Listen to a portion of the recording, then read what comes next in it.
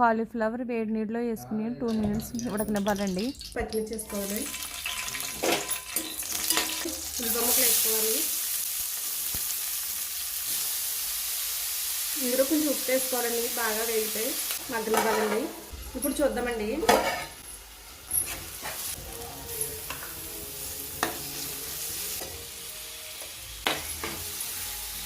పెట్టుకుని 5 నిమిషాలు మగ్గనివ్వాలండి.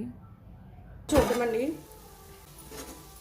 ఇప్పుడు కొంచెం పసుపు, జీలకర్ర పొడి, ఉప్పు తగినంత, కారం 2 స్పూన్స్,